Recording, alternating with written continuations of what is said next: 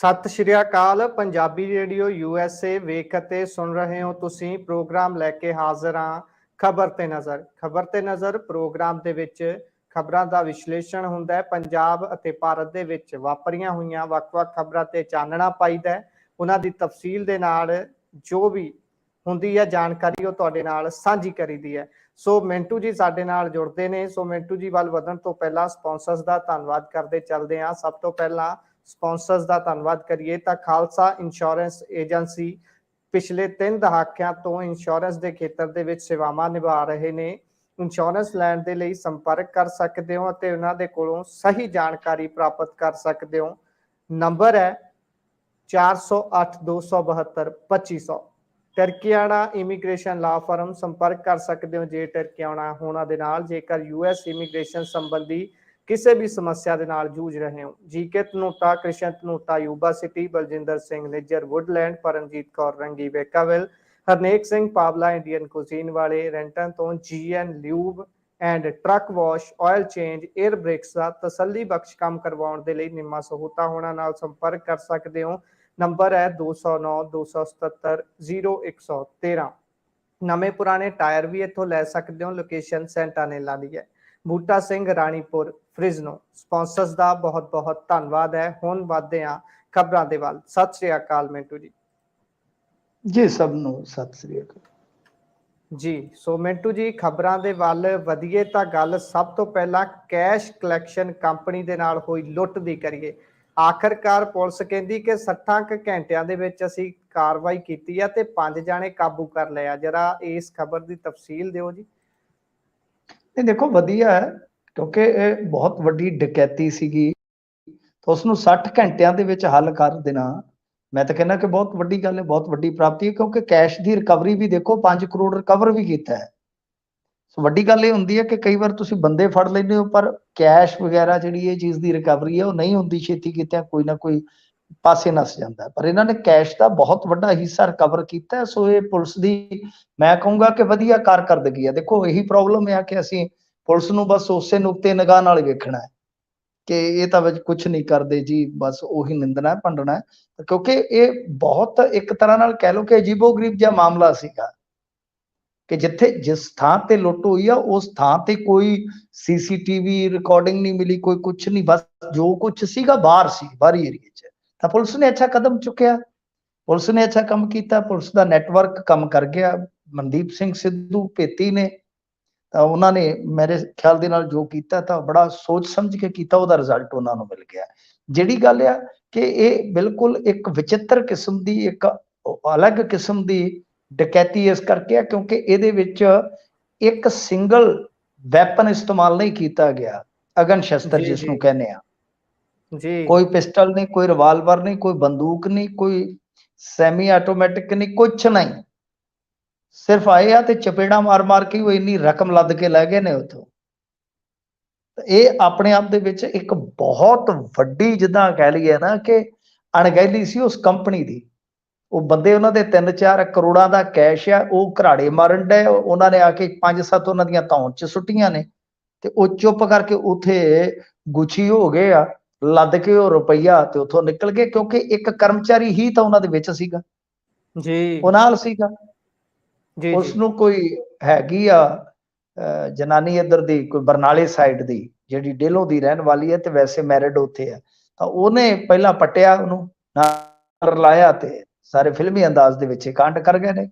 ਤਾਂ ਸਭ ਤੋਂ ਵੱਡਾ ਸਵਾਲ ਤੇ ਉੱਤੇ ਪੁਲਿਸ ਨੇ ਉਸ ਕੰਪਨੀ ਤੇ ਵੀ ਖੜਾ ਕੀਤਾ ਕਿ ਨਾ ਤਾਂ ਇਹਨਾਂ ਦੇ ਕੋਲ ਜੋ ਸਿਕਿਉਰਿਟੀ ਮੈਜਰਮੈਂਟ ਜੋ ਚਾਹੀਦਾ ਉਹ ਵੀ ਨਹੀਂ ਸੀ, ਉਹਦਾ ਪਾਲਣ ਵੀ ਨਹੀਂ ਸੀਗਾ। ਇਸ ਤੋਂ ਇਲਾਵਾ ਇਹਨਾਂ ਦੇ ਫਿਗਰ ਦੇ ਵਿੱਚ ਵੀ ਬੜਾ ਜ਼ਿਆਦਾ ਫਿਕਰ ਕਰਨ ਦੀ ਲੋੜ ਆ ਕਿ ਕਦੇ ਸਾਨੂੰ ਕੋਈ ਇਹਨਾਂ ਨੇ ਰਕਮ ਦੱਸੀ ਵੀ ਇੰਨੀ ਲੁੱਟੀ ਗਈ ਹੈ, ਕਦੇ ਕੋਈ ਰਕਮ ਦੱਸੀ ਹੈ। ਤੇ ਉਹ ਕਹਿੰਦੇ ਜਦੋਂ ਫੜੇ ਗਏ ਬੰਦੇ ਸਾਰੇ ਫਿਰ ਪਤਾ ਲੱਗੂਗਾ ਕਿ ਕਿਤੇ ਕੰਪਨੀ ਨਾ ਝੂਠ ਬੋਲਦੀ ਹੋਵੇ ਕਿ ਜਿੰਨੀ ਕੁ ਰਕਮ ਬਰਾਮਦ ਹੋਈ ਆ ਉਹ ਤੇ ਠੀਕ ਹੈ, ਉਹਨਾਂ ਨੇ ਲੁੱਟੀ ਹੋਈ ਹੋ ਸਕਦੀ ਹੈ ਜਾਂ ਕੁਝ ਹੋਰ ਰਹਿੰਦੀ ਹੋ ਸਕਦੀ ਆ, ਕੁਛ ਇਹ ਵੀ ਆਪਦੇ ਪੱਲਿਓਂ ਗਣਾਈ ਜਾਂਦੇ ਹੋਣ।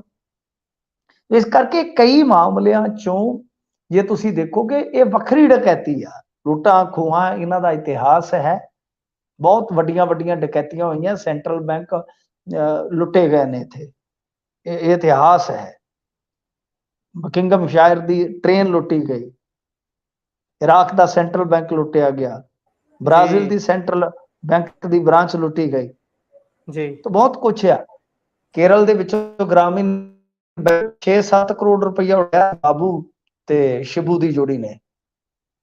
ਤਾਂ ਗੱਲ ਇਹ ਆ ਕਿ ਉਹ ਸਾਰਾ ਕੁਝ ਹੁੰਦਾ, ਪਰ ਤੁਸੀਂ ਇਹਦੇ ਵਿੱਚ ਦੇਖੋ ਕਿ ਇਹਨਾਂ ਨੇ ਤਾਂ ਕੁਝ ਵੀ ਨਹੀਂ, ਚੋਰੀ ਵੀ ਨਹੀਂ ਕੀਤੀ, ਲੈ ਕੇ ਵੀ ਖੋ ਕੇ ਗਏ ਨੇ ਸਾਹਮਣੇ, ਪਰ ਕੋਈ ਹਥਿਆਰ ਵੀ ਨਹੀਂ ਵਰਤਿਆ, ਕੋਈ ਵਿਰੋਧ ਨਹੀਂ ਹੋਇਆ, ਕੋਈ ਕੁਛ ਨਹੀਂ ਹੈ, ਕੋਈ ਲੈਣਾ ਨਹੀਂ ਦੇਣਾ ਨਹੀਂ ਹੈ। ਤਾਂ ਇਹਨਾਂ ਨੇ 6 ਬੰਦੇ ਗ੍ਰਿਫਤਾਰ ਕੀਤੇ ਆ। ਹੁਣ ਤੱਕ 5 ਕਰੋੜ ਤੇ ਕੁਛ ਲੱਖ ਰੁਪਏ ਦੀ ਰਿਕਵਰੀ ਆ। 2 ਮੋਟਰਸਾਈਕਲਾਂ ਤੇ ਉਹ ਆਏ ਸਨ, 1 ਗੱਡੀ ਯੂਜ਼ ਹੋਈ ਆ। ਹੁਣ ਬਾਕੀ 4 ਦੱਸਦੇ ਆ ਕਿ ਹਾਲੇ ਗ੍ਰਿਫਤਾਰ ਨਹੀਂ ਹੋਏ, 4 ਹਾਲੇ ਗ੍ਰਿਫਤ ਤੋਂ ਬਾਹਰ ਆ। ਉਹ ਦੱਸਦੇ ਆ ਕਿ ਉਹਨਾਂ ਨੂੰ ਵੀ ਅਸੀਂ ਜਲਦੀ ਗ੍ਰਿਫਤਾਰ ਕਰ ਲਾਂਗੇ। ਉਹ ਜਿਹੜੇ ਹੈਗੇ ਨੇ 2 ਜੀ ਹੈ ਇਹਦੇ ਵਿੱਚ ਸ਼ਾਮਲ, ਯਾਨੀ ਹਸਬੈਂਡ ਵਾਈਫ, ਉਹਨਾਂ ਦੇ ਖਿਲਾਫ ਉਹ ਕਹਿੰਦੇ ਆ ਕਿ ਅਸੀਂ ਲੁੱਕ ਆਊਟ ਨੋਟਿਸ ਜਿਹੜਾ ਉਹ ਜਾਰੀ ਕਰਵਾ ਦਿੱਤਾ ਹੈ। ਤਾਂ ਦੇਖਦੇ ਆ ਉਹ ਕਦੋਂ ਗ੍ਰਿਫਤਾਰੀਆਂ ਹੁੰਦੀਆਂ ਨੇ, ਪਰ ਵਧੀਆ ਕਦਮ ਚੁੱਕੇ ਆ ਪੁਲਿਸ ਨੇ। 60 ਘੰਟਿਆਂ ਦੇ ਵਿੱਚ ਕਰੋੜਾਂ ਦੀ ਰਕਮ ਬਰਾਮਦ ਕਰ ਲੈਣੀ, ਬੰਦੇ ਫੜ ਲੈਣੇ, ਬਹੁਤ ਵੱਡੀ ਗੱਲ ਹੁੰਦੀ ਆ। ਸੋ ਇਸ ਵਾਸਤੇ ਪੁਲਿਸ ਦਾ ਪੂਰੇ ਨੰਬਰ ਬਣਦੇ ਤੇ 10 ਲੱਖ ਦਾ ਰਿਵਾਰਡ ਮਿਲਿਆ ਪੁਲਿਸ ਨੂੰ। ਉੱਥੋਂ ਦੀ ਲੁਧਿਆਣਾ ਦੀ ਜਿਹੜੀ ਇਹ ਟੀਮ ਕੰਮ ਕਰ ਰਹੀ ਸੀ, ਇਹ ਬਹੁਤ ਵੱਡਾ ਨਾਮ ਹੈ ਸਰਕਾਰ ਵੱਲੋਂ। 10 ਲੱਖ ਦਾ ਰਿਵਾਰਡ ਕੋਈ ਥੋੜਾ ਨਹੀਂ ਹੁੰਦਾ ਕਿਸੇ ਪੁਲਿਸ ਦੀ ਕਿਸੇ ਟੁਕੜੀ ਨੂੰ ਮਿਲੇ। ਤਾਂ ਇਹ ਆਪਣੇ ਆਪ ਦੇ ਵਿੱਚ ਇੱਕ ਬਹੁਤ ਵੱਡਾ ਕੇਸ ਸੀਗਾ, ਹੱਲ ਹੋ ਗਿਆ। ਪਰ ਜਿਵੇਂ ਮੈਂ ਤੁਹਾਨੂੰ ਦੱਸਿਆ ਕਿ ਸਿਕਿਉਰਿਟੀ ਦੇ ਲਿਹਾਜ਼ ਨਾਲ ਉਸ ਕੰਪਨੀ ਤੇ ਵੀ ਕਈ ਸਵਾਲ ਸੀਗੇ। ਫਿਰ ਜੇ ਤੁਸੀਂ ਦੇਖੋ ਤਾਂ ਇਹ ਆਪਣੇ ਸਮਾਜ ਤੇ ਵੀ ਕਈ ਕਿਸਮ ਦੇ ਸਵਾਲ ਆ ਕਿ ਹੁਣ ਜਨਾਨੀਆਂ ਵੀ ਇਹੋ ਜਿਹੇ ਗੈਂਗ ਬਣਾ ਕੇ ਇਸ ਤਰ੍ਹਾਂ ਦਾ ਕੰਮ ਕਰ ਰਹੀਆਂ ਨੇ। ਇਹ ਸਮਾਜਿਕ ਪੱਖ ਤੋਂ ਵੀ ਥੋੜਾ ਜਿਹਾ ਚਿੰਤਾਜਨਕ ਸਬਬ ਹੈ ਸਾਡੇ ਵਾਸਤੇ ਕਿ ਅੱਗੇ ਤੁਸੀਂ ਦੇਖਿਆ ਹੋਣਾ ਇੱਕ ਗੈਂਗਸਟਰ ਨੂੰ ਫਰਾਰ ਕਰਾਉਣ ਦੇ ਵਿੱਚ ਵੀ ਪੰਜਾਬ ਦੀ ਕੁੜੀ ਦਾ ਹੱਥ ਸੀਗਾ। ਉਹ ਕੁੜੀ ਬਾਅਦ ਚ ਕੋਲਕਾਤਾ ਤੋਂ ਫੜੀ ਗਈ ਸੀ, ਅਰੈਸਟ ਹੋ ਗਈ ਸੀਗੀ। ਉਹ ਵੀ ਇਤਫਾਕਨ ਇਸੇ ਜ਼ਿਲ੍ਹੇ ਦੀ ਸੀਗੀ ਜੀ। ਖੈਰ ਹੁਣ ਦੇਖਦੇ ਆ ਜੀ, ਪਰ ਇਹ ਆ ਕਿ ਪੰਜਾਬ ਦੇ ਵਿੱਚ ਲਾਅ ਐਂਡ ਆਰਡਰ ਤੇ ਬਸ ਹੁਣ ਇਹੀ ਹੈ ਕਿ ਭਾਈ ਬਸ ਭਲੀ ਕਰੇ ਕਰਤਾਰ ਜੀ। ਲਾਅ ਐਂਡ ਆਰਡਰ ਦੀ ਸਥਿਤੀ ਦਾ ਤਾਂ ਹਾਲ ਇਹੀ ਹੈ ਕਿ ਬੀਤੇ ਕੁਝ ਦਿਨਾਂ ਤੋਂ ਇੱਕ ਤਸਵੀਰ ਵਾਇਰਲ ਹੋ ਰਹੀ ਹੈ। ਇੱਕ ਪੇਜ ਹੈ ਅਖਬਾਰ ਦਾ ਤੇ ਉਸ ਅਖਬਾਰ ਦੇ ਸਾਰੇ ਪੇਜ ਦੇ ਉੱਪਰ ਸਿਰਫ ਤੇ ਸਿਰਫ ਲਾਅ ਐਂਡ ਆਰਡਰ ਨਾਲ ਸੰਬੰਧਿਤ ਖਬਰਾਂ ਹੀ ਲੱਗੀਆਂ ਹੋਈਆਂ ਨੇ। ਉਹ ਅਖਬਾਰ ਹੀ ਹਮਦਰਦ ਸਾਹਿਬ ਦਾ ਹੈ ਨਾ, ਉਹ ਹਮਦਰਦੀ ਥੋੜੀ ਰੱਖਣਗੇ ਸਰਕਾਰ ਨਾਲ। ਜੀ ਉਹਨਾਂ ਨੇ ਤਾਂ ਫਿਰ ਚੁਣ ਕੇ ਛਾਂਟ ਕੇ ਲਾਣੀਆਂ ਨੇ ਖਬਰਾਂ ਜੀ। ਸੋ ਅੱਗੇ ਚਲੀਏ, ਗੱਲ ਕਰ ਲਈਏ ਹੁਣ ਮਾਨ ਸਾਹਿਬ ਦੀ। ਸੀਐਮ ਮਾਨ ਦਿੱਲੀ ਦੇ ਦੌਰੇ ਤੇ ਨੇ ਜੀ, ਹੁਣ ਕਿਸ ਸਿਲਸਿਲੇ ਚ ਦਿੱਲੀ ਵੱਲ ਨੂੰ ਗਏ? ਦੇਖੋ ਕਈ ਦੌਰੇ ਪਏ ਨੇ, ਇਹ ਜਾਂ ਤਾਂ ਦੌਰੇ ਪਾਉਣ ਦਾ ਕੰਮ ਕਰਦੇ ਨੇ ਵਿਰੋਧੀਆਂ ਨੂੰ, ਜਾਂ ਦੌਰੇ ਲਾਉਣ ਦਾ ਕੰਮ ਕਰਦੇ ਨੇ, ਜਾਂ ਦੌਰੇ ਲਾਈ ਜਾਂਦੇ ਜਾਂ ਪਾਈ ਜਾਂਦੇ ਆ। ਤਾਂ ਕਦੇ ਵਿਜੀਲੈਂਸ ਤੋਂ ਘੇਰਾ ਪਾ ਲੈਂਦੇ ਜਾਂ ਪਵਾ ਲੈਂਦੇ ਆ, ਤੇ ਕਹਿ ਲਓ ਕਿ ਦੌਰਾ ਪੈਣ ਵਾਲਾ, ਤੇ ਕਦੇ ਦੌਰਾ ਲਾਉਣ ਦਾ ਕੰਮ ਕਰਦੇ। ਕੇਜਰੀਵਾਲ ਸਾਹਿਬ ਕਹਿੰਦੇ ਆ ਜਾ ਮਾਨ ਸਾਹਿਬ ਇੱਧਰ ਨੂੰ ਜਾ ਕੇ ਆਈਏ, ਤੇ ਚਲੇ ਜਾਂਦੇ ਨੇ। ਤਾਂ ਅੱਜ ਇਹਨਾਂ ਨੇ ਸ਼ਾਇਦ ਗਡਕਰੀ ਸਾਹਿਬ ਨਾਲ ਮੁਲਾਕਾਤ ਕੀਤੀ ਹੈ। ਵੇਖੋ ਕੋਈ ਆਫੀਸ਼ੀਅਲੀ ਹੁਣ ਇਹਦੇ ਬਾਰੇ ਮੇਰੇ ਕੋਲ ਜਾਣਕਾਰੀ ਨਹੀਂ ਹੈ ਕਿ ਕੀ ਇਹਨਾਂ ਦੀ ਗੱਲਬਾਤ ਹੋਈ ਹੈ, ਜਾਂ ਆਫੀਸ਼ੀਅਲੀ ਮੇਰੇ ਕੋਲ ਕੋਈ ਪ੍ਰੈਸ ਨੋਟ ਨਹੀਂ ਹੈਗਾ ਸਰਕਾਰੀ ਕਿ ਜਿਹਦੇ ਨਾਲ ਆਪਾਂ ਦੇਖੀਏ ਵਿਚਾਰੀਏ। ਪਰ ਗੱਲ ਇਹ ਹੈ ਕਿ ਇਹ ਦਿੱਲੀ ਅੱਜ ਜਾਣਾ ਸੀ ਇਹਨਾਂ ਨੇ, ਸ਼ਾਮੀ ਇਹਨਾਂ ਦੀ ਮੀਟਿੰਗ ਸੀ 7 ਵਜੇ। ਤਾਂ ਹਾਲ ਦੀ ਘੜੀ ਹੋ ਸਕਦਾ ਕਿ ਮੀਟਿੰਗ ਜਿਹੜੀ ਉਹ ਚੱਲ ਰਹੀ ਹੋਵੇ। ਤਾਂ ਮੈਨੂੰ ਜਿੰਨਾ ਕੁ ਲੱਗਦਾ, ਦੇਖੋ ਕਹਿ ਲਓ ਕਿ ਸਪੈਕੂਲੇਸ਼ਨ ਹੁੰਦੀ ਆ ਕਿ ਹੋ ਸਕਦਾ ਆ ਜਿਹੜੇ ਹੁਣ ਮਾਰਗ ਨੇ, ਜਿਨ੍ਹਾਂ ਦੀ ਮੈਂ ਕੱਲ ਵੀ ਗੱਲ ਕੀਤੀ ਸੀ ਤੁਹਾਨੂੰ, ਕਿ ਉਹ ਜਿਹੜਾ ਕਟੜਾ ਵਾਲਾ ਖਾਸ ਤੌਰ ਤੇ ਮਾਰਗ ਆ, ਪ੍ਰੋਜੈਕਟ ਹੈ ਜਿਹੜਾ, ਉਹ ਰੁਕ ਰਿਹਾ ਹੈ। ਇਸ ਤੋਂ ਇਲਾਵਾ ਲੁਧਿਆਣਾ ਦੇ ਕੁਝ ਕਿਸਾਨ ਜਿਹੜੇ ਆ ਉਹ ਹਾਈ ਕੋਰਟ ਗਏ ਆ। ਇਹ ਪ੍ਰੋਜੈਕਟ ਰੁਕਣ ਦਾ ਮਤਲਬ ਹੋਏਗਾ ਕਿ ਜੋ national highway authority of India ਉਹਦੇ ਵਾਸਤੇ ਇੱਕ ਝਟਕਾ ਹੋਏਗਾ, ਕਿਉਂਕਿ ਹਾਈ ਕੋਰਟ ਨੇ ਵੀ ਉਹਨਾਂ ਨੂੰ ਨੋਟਿਸ ਜਾਰੀ ਕਰ ਦਿੱਤਾ ਹੈ, ਕਿਉਂਕਿ ਕੁਝ ਅਵਾਰਡ ਦੇ ਮੁਤਾਬਕ ਪੈਸੇ ਮਿਲੇ ਨਹੀਂ ਹੈ। ਤਾਂ ਇਸ ਕਰਕੇ ਹੋ ਸਕਦਾ ਉਹ ਮਾਨ ਸਾਹਿਬ ਦੇ ਨਾਲ ਗੱਲਬਾਤ ਕਰਨ ਕਿ ਹਾਂ ਭਾਈ ਮਾਨ ਸਾਹਿਬ ਕਿਸੇ ਨਾ ਕਿਸੇ ਤਰੀਕੇ ਦੇ ਨਾਲ, ਕਿਉਂਕਿ ਪੰਜਾਬ ਦੇ ਵਿੱਚ ਆ ਕੇ ਸਾਰਾ ਕੁਝ ਅੜ ਗਿਆ। ਪਿਛਾ ਤੇ ਇਹਨਾਂ ਵਿਰੋਧ ਨਹੀਂ ਹੋਇਆ, ਇਹਨਾਂ ਰੌਲਾ ਨਹੀਂ ਪਿਆ, ਕਿਉਂਕਿ ਇੱਥੇ ਕਿਸਾਨ ਜਥੇਬੰਦੀਆਂ ਵਿੱਚ ਆ ਜਾਂਦੀਆਂ, ਉਹ ਫਿਰ ਤੁਹਾਨੂੰ ਪਤਾ ਹੀ ਹੈ ਸੰਗਠਨਾਤਮਕ ਤੌਰ ਤੇ ਉਹ ਮਜ਼ਬੂਤ ਨੇ ਥੋੜੀਆਂ, ਤਾਂ ਰੌਲਾ ਪੈ ਜਾਂਦਾ। ਤੇ ਸਰਕਾਰ ਕਿਸਾਨਾਂ ਤੇ ਜ਼ਿਆਦਾ ਕੋਈ ਜ਼ੋਰ ਜ਼ਬਰਦਸਤੀ ਕਰਕੇ ਰਾਜੀ ਨਹੀਂ ਹੈ। ਉਹਨਾਂ ਨੂੰ ਪਤਾ ਕਿ ਜ਼ਿਆਦਾ ਕੁਛ ਹੋ ਗਿਆ ਤੇ ਫਿਰ ਗੱਲ ਦੇਣੀ ਆ ਜਾਣੀ ਆ। ਸੋ ਇਸ ਲਿਹਾਜ਼ ਨਾਲ ਹੋ ਸਕਦਾ ਕਿ ਗਡਕਰੀ ਸਾਹਿਬ ਦੇ ਨਾਲ ਇਹੋ ਮੁਲਾਕਾਤ ਇਸ ਪੱਖ ਤੋਂ ਕੀਤੀ ਜਾਵੇ, ਬਾਕੀ ਜੇ ਦਿੱਲੀ 'ਚ ਗਏ ਤਾਂ ਮੈਨੂੰ ਲੱਗਦਾ ਕਿ ਬਿਜਲੀ ਦਾ ਮਹਿਕਮਾ ਜਿਹੜਾ ਹੈ ਉਹ ਵੀ ਉਹਨਾਂ ਨੂੰ ਕੋਈ ਸੁਨੇਹਾ ਦੇ ਕੇ ਭੇਜਿਆ ਹੋਏਗਾ ਉਹਨਾਂ ਨੇ ਵੀ, ਤੇ ਕਿਹਾ ਹੋਏਗਾ ਕਿ ਬਿਜਲੀ ਮੰਤਰੀ ਦੇ ਨਾਲ ਵੀ ਗੱਲ ਕਰਕੇ ਆਓ, ਕਿਉਂਕਿ ਪੰਜਾਬ ਨੂੰ ਜੀ ਇਸ ਜੀ ਵੇਲੇ ਬਿਜਲੀ ਦੀ ਬਹੁਤ ਜ਼ਰੂਰਤ ਪੈ ਰਹੀ ਆ। ਪੰਜਾਬ ਦੇ 1% ਹਿੱਸੇ ਵਿੱਚ ਮੀਂਹ ਜ਼ਰੂਰ ਪੈ ਰਿਹਾ, ਪਰ ਦੂਸਰੇ ਪਾਸੇ ਇੰਨੀ ਗਰਮੀ ਪੈਂਦੀ ਆ ਕਿ ਮਤਲਬ ਬੰਦਾ ਪੱਖੇ ਤੇ ਏਸੀ ਤੋਂ ਝੱਟ ਬਿੰਦ ਫੋਰ ਵੀ ਬਾਹਰ ਨਹੀਂ ਜਾ ਸਕਦਾ, ਇੰਨਾ ਬੁਰਾ ਹਾਲ ਆ। ਮਤਲਬ ਕਿ ਹੁਣ ਇੱਧਰ ਜੀ ਪਟਿਆਲੇ ਵਾਲੇ ਪਾਸੇ, ਜਲੰਧਰ ਅੰਮ੍ਰਿਤਸਰ ਵਾਲੇ ਪਾਸੇ ਅੱਜ ਫੁੱਲ ਬਾਰਿਸ਼ ਸੀ, ਪਰ ਇੱਧਰ ਸਾਡੇ ਵਾਲੇ ਪਾਸੇ ਲੰਬ ਪਈ ਨਿਕਲਦੀ ਹੈ, ਬਹੁਤ ਬੁਰਾ ਹਾਲ ਆ। ਤੋ ਇਹ ਆ ਕਿ ਬਿਜਲੀ ਦੀ ਡਿਮਾਂਡ ਬਹੁਤ ਹੈ, ਕੱਟ ਲੱਗਦੇ ਆ। ਅੱਜ ਮੈਂ ਸ਼ਹਿਰ ਗਿਆ ਸੀ, ਉੱਥੇ ਵੀ ਲੋਕ ਰੋਣ ਡਏ ਆ, ਕਹਿੰਦੇ ਕਿ 2.5-3 ਘੰਟਿਆਂ ਦਾ ਕੱਟ ਹੈ ਜੀ, ਬਹਿ ਜਾਓ ਚੁੱਪ ਕਰਕੇ। ਇਸ ਕਰਕੇ ਬਈ ਹੁਣ ਬਿਜਲੀ ਤੇ ਸੜਕ ਵਾਲਾ ਮੈਨੂੰ ਲੱਗਦਾ ਕਿ ਇਹ ਜ਼ਰੂਰ ਉੱਥੇ ਮੁੱਦਾ ਚੁੱਕਣਗੇ। ਖੈਰ ਦੇਖੋ, ਕੋਈ ਆਫੀਸ਼ੀਅਲੀ ਸਟੇਟਮੈਂਟ ਆਈ ਤੇ ਸਪਸ਼ਟ ਹੋ ਜਾਏਗਾ ਕਿ ਕਿਸ ਮੁੱਦੇ ਤੇ, ਪਰ ਗਡਕਰੀ ਸਾਹਿਬ ਦੇ ਨਾਲ ਮੁਲਾਕਾਤ ਤਾਂ ਮੈਨੂੰ ਲੱਗਦਾ ਕਿ ਇਹ ਜਿਹੜੇ ਸੰਦਰਭ ਮੈਂ ਤੁਹਾਨੂੰ ਦੱਸਿਆ ਕਿ ਜ਼ਰੂਰ ਉੱਥੇ ਕਾਰਨ ਬਣੇ ਹੋਣ। ਜੀ ਜੀ। ਸੋ ਅੱਗੇ ਚੱਲੀਏ, ਗੱਲ ਪ੍ਰਧਾਨ ਮੰਤਰੀ ਬਾਜੇਕੇ ਦੀ ਕਰੀਏ। ਅਸਾਮ ਦੀ ਡਿਬਰੂਗੜ੍ਹ ਜੇਲ੍ਹ ਦੇ ਵਿੱਚ ਇਸ ਸਮੇਂ ਬਾਜੇਕੇ ਹੋਣੀ ਬੰਦ ਨੇ ਤੇ ਹੁਣ ਹਾਈ ਕੋਰਟ ਦਾ ਰੁਖ ਕੀਤਾ ਜੀ ਉਹਨਾਂ ਨੇ। ਕਿਸ ਤਰ੍ਹਾਂ ਦੀ ਮੰਗ ਹੈ ਉਹਨਾਂ ਦੀ? ਇਹ ਸਾਫ਼ ਹੈ ਨਾ ਜੀ, ਦੇਖੋ NSA ਆ, ਨੈਸ਼ਨਲ ਸਿਕਿਉਰਿਟੀ ਐਕਟ ਲੱਗਾ ਜਿਹੜਾ, ਰਾਸੂਕਾ ਕਹਿ ਦਿੰਦੇ ਆ ਉਹਨੂੰ। ਉਹਦੇ ਚ ਕੀ ਆ ਕਿ ਬਥੇਰੀ ਵਾਰੀ ਆਪਾਂ ਵੈਸੇ ਅੱਗੇ ਦੱਸ ਚੁੱਕੇ ਆ, ਜਿਨ੍ਹਾਂ ਨੂੰ ਨਾ ਪਤਾ ਹੋਵੇ ਜਾਂ ਜਿਨ੍ਹਾਂ ਨੇ ਨਾ ਸੁਣਿਆ ਹੋਵੇ, ਕਿ ਜਦੋਂ NSA ਲੱਗ ਜਾਂਦਾ ਇੱਕ ਐਡਵਾਈਜ਼ਰੀ ਬੋਰਡ ਬਣਦਾ ਹੈ, ਤਾਂ ਪਹਿਲੀ ਅਪੀਲ ਉੱਥੇ ਪਾਣੀ ਹੁੰਦੀ ਆ, ਕਿਉਂਕਿ ਸਿੱਧਾ ਅਦਾਲਤ ਤੁਹਾਨੂੰ ਦਖਲ ਦੇ ਕੇ ਰਾਹਤ ਨਹੀਂ ਦਵਾ ਸਕਦੀ। ਇਹਦੇ 'ਚ ਇੱਕ ਸਮੱਸਿਆ ਆਉਂਦੀ ਹੈ। ਹੁੰਦਾ ਕੀ ਹੈ ਕਿ ਪਹਿਲਾਂ ਉਸ ਬੋਰਡ ਕੋਲ ਜਾਣਾ ਹੁੰਦਾ ਹੈ, ਜਿਹੜਾ ਕਿ ਇਹਨਾਂ ਦਾ ਮਾਮਲਾ ਜਾ ਚੁੱਕਾ ਹੈ। ਮੈਨੂੰ ਜਿੰਨੀ ਕੁ ਜਾਣਕਾਰੀ ਮਿਲ ਰਹੀ ਹੈ ਕਿ ਉਹ ਇਹਨਾਂ ਨੇ ਵੇਖ ਲਿਆ, ਐਡਵਾਈਜ਼ਰੀ ਬੋਰਡ ਨੇ ਇਹਨਾਂ ਦੀ ਅਪੀਲ ਨੂੰ ਨਕਾਰ ਦਿੱਤਾ ਕਿ ਬਈ ਉਹਦੇ 'ਚ ਉਹਨਾਂ ਨੇ ਕਿਹਾ ਹੋਗਾ, ਕਿਉਂਕਿ ਦੇਖੋ ਇਹਦਾ ਕਾਰਨ ਮੈਂ ਤੁਹਾਨੂੰ ਸਿੱਧਾ ਦੱਸ ਦਿੰਦਾ ਕਿ ਇਹ ਸਰਕਾਰ ਜਿਹੜੀ ਹੈ, ਅਦਾਲਤਾਂ ਕੀ ਕਰਦੀਆਂ ਉਹਦੇ ਬਾਰੇ ਮੈਂ ਨਹੀਂ ਕਹਿ ਸਕਦਾ। ਜਿਹੜੀ ਭਗਵੰਤ ਮਾਨ ਦੀ ਸਰਕਾਰ ਆ, ਇਹ ਕਦੇ ਵੀ ਕਦਾਚਿਤ, ਮੇਰੀ ਗੱਲ ਲਿਖ ਕੇ ਰੱਖ ਲਿਓ, ਕਿਸੇ ਵੀ ਮਾਮਲੇ 'ਚ, ਚਾਹੇ ਭਗਵੰਤ ਸਿੰਘ ਹੋਵੇ ਬਾਜੇਕੇ ਵਾਲਾ, ਜਿਹਨੂੰ ਆ ਤੁਸੀਂ ਪ੍ਰਧਾਨ ਮੰਤਰੀ ਆਂਦੇ ਜੇ, ਜੀ ਜੀ ਤੇ ਚਾਹੇ ਅਮਰਪਾਲ ਸਿੰਘ ਹੋਵੇ, ਦੋਨਾਂ ਦੇ ਹੁਣ ਕੇਸਾਂ 'ਚ ਬਹੁਤ ਫਰਕ ਹੈ। ਤਾਂ ਗੱਲ ਮਤਲਬ ਕਿ ਜੇ ਤੁਸੀਂ ਦੇਖੋਗੇ ਤਾਂ ਦੋਨਾਂ 'ਚ ਬਹੁਤ ਫਰਕ ਹੈ ਤੁਲਨਾਤਮਕ ਤੌਰ ਤੇ, ਪਰ ਦੋਨਾਂ ਤੇ ਲੱਗਾ NSA ਹੈ, ਇੱਕੋ ਕਾਨੂੰਨ ਹੈ। ਪਰ ਇਹ ਜੋ ਪ੍ਰਧਾਨ ਮੰਤਰੀ ਤੇ ਲੱਗਾ ਵਾ, ਇਹ ਉਹਦੇ ਤੋਂ ਵੀ ਪਿੱਛਾ ਨਹੀਂ ਹਟਣਗੇ। ਉਹਦਾ ਕਾਰਨ ਆ, ਉਹਦੇ ਸਿਆਸੀ ਨਫੇ ਨੁਕਸਾਨ ਹੁੰਦੇ ਆ ਗਾਂ ਜਾ ਕੇ। ਹੁਣ ਉਹਨੂੰ ਤੁਸੀਂ ਜਿੱਦਾਂ ਮਰਜ਼ੀ ਸਮਝੀ ਜਾਓ, ਜੋ ਮਰਜ਼ੀ ਹੈ ਉਹ, ਪਰ ਸਿਆਸੀ ਤਕਾਜ਼ੇ ਦੇ ਮੁਤਾਬਕ ਉਹਨਾਂ ਵਾਸਤੇ ਉਹ ਚੀਜ਼ ਫਾਇਦੇਮੰਦ ਹੈ। ਕਿਉਂ? ਕਿਉਂਕਿ ਮੰਨ ਲਓ ਜੇ ਇਸ ਤਰ੍ਹਾਂ ਕਰਦੇ ਆ ਤਾਂ ਭਾਰਤੀ ਜਨਤਾ ਪਾਰਟੀ ਇਹਨਾਂ ਨੂੰ ਘੇਰ ਲਵੇਗੀ ਕਿ ਅਸੀਂ ਤਾਂ ਦੇਖੋ ਜੀ ਦੇਸ਼ ਦੀ ਏਕਤਾ ਅਖੰਡਤਾ ਵਾਸਤੇ ਇੰਨੇ ਜ਼ਫਰ ਜਾਲਦੇ ਆ, ਇਹਨਾਂ ਨੂੰ ਪ੍ਰਬੰਧ ਕਰਕੇ ਦਿੱਤਾ ਜੇਲ੍ਹ ਦਾ, ਸਾਡੀ ਇੰਟੈਲੀਜੈਂਸੀ ਲੱਗੀ, ਸਾਰਾ ਕੁਝ ਕੀਤਾ, ਬੰਦੇ ਫੜੇ, ਸਾਰਾ ਕੁਝ ਕੀਤਾ, ਤੇ ਆਹ ਵੇਖ ਲਓ ਇਹ ਹੁਣ ਵੋਟਾਂ ਵਾਸਤੇ ਇਹ ਕੁਝ ਕਰ ਰਹੇ ਨੇ, ਤਾਂ ਮੁੱਦਾ ਬਣ ਗਿਆ। ਜੀ ਠੀਕ ਹੈ ਨਾ ਜੀ ਜੀ। ਜੀ ਸੋ ਬਾਕੀ ਜੇ ਇੱਕ ਨੂੰ ਇਸ ਤਰ੍ਹਾਂ ਰਾਹਤ ਮਿਲਦੀ ਹੈ ਸਰਕਾਰੀ ਤੌਰ ਤੇ, ਤਾਂ ਫਿਰ ਦੂਜੇ ਕੇਸਾਂ ਦਾ ਗਰਾਊਂਡ ਵੀ ਬਣਦਾ। ਸੋ ਮੈਨੂੰ ਤਾਂ ਅੱਗੇ ਹੀ ਲੱਗਿਆ ਸੀਗਾ ਕਿ ਜਦੋਂ ਇਹਨਾਂ ਦੇ ਗਏ ਸੀਗੇ ਅਫਸਰ ਐਡਵਾਈਜ਼ਰੀ ਬੋਰਡ ਕੋਲ, ਤਾਂ ਜਿੰਨੀ ਕੋਈ ਜਾਣਕਾਰੀ ਮਿਲੀ ਸੀ ਉਹ ਇਹੋ ਹੀ ਸੀ ਕਿ ਸਰਕਾਰ ਦਾ ਰੁਖ ਸਾਫ਼ ਸੀ ਕਿ ਬਾਈ ਅਸੀਂ ਜੋ ਵੀ ਕੀਤਾ ਉਹ ਸਹੀ ਢੰਗ ਨਾਲ ਕੀਤਾ ਹੈ ਤੇ ਅਸੀਂ ਉਹਦੇ ਤੇ ਸਟੈਂਡ ਕਰਦੇ ਹਾਂ।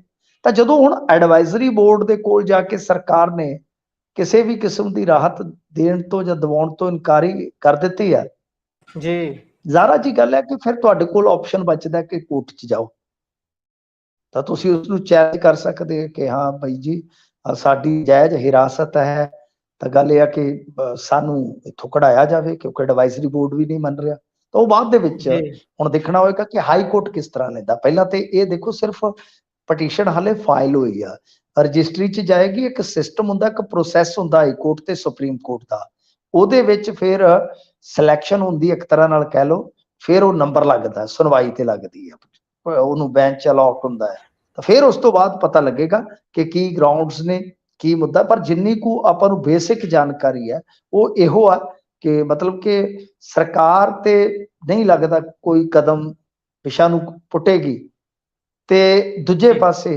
ਹੁਣ ਅਦਾਲਤਾਂ 'ਚ ਕਿਸ ਤਰ੍ਹਾਂ ਕੇਸ ਪੇਸ਼ ਹੁੰਦੇ ਆ, ਕਿਸ ਤਰ੍ਹਾਂ ਸੁਣਵਾਈ ਹੁੰਦੀ ਹੈ, ਕਿਸ ਤਰ੍ਹਾਂ ਫੈਸਲੇ ਹੁੰਦੇ ਆ, ਉਹ ਆਪਾਂ ਕਹਿ ਨਹੀਂ ਸਕਦੇ। ਜੀ ਮਿੰਟੂ ਜੀ, ਆਪਣੇ ਦਰਸ਼ਕ ਨੇ ਉਹਨਾਂ ਦਾ ਇੱਕ ਕਮੈਂਟ ਆਇਆ, ਕਹਿਣਾ ਹੈ ਰਾਜਵਿੰਦਰ ਕੌਰ ਜੀ ਦਾ, ਕਹਿੰਦੇ NIA ਦੀ ਰਿਪੋਰਟ ਸੈਂਟਰ ਵੱਲੋਂ ਨਹੀਂ ਹੁੰਦੀ, ਇਹ ਸੈਂਟਰ ਵੱਲੋਂ ਹੀ ਹੁੰਦੀ ਹੈ ਨਾ ਜੀ? ਜੀ ਬਿਲਕੁਲ, ਇਹ NIA ਤਾਂ ਹੈ ਹੀ, centre national investigative national agency ਹੈ ਨਾ। ਜੀ ਜੀ ਜੀ।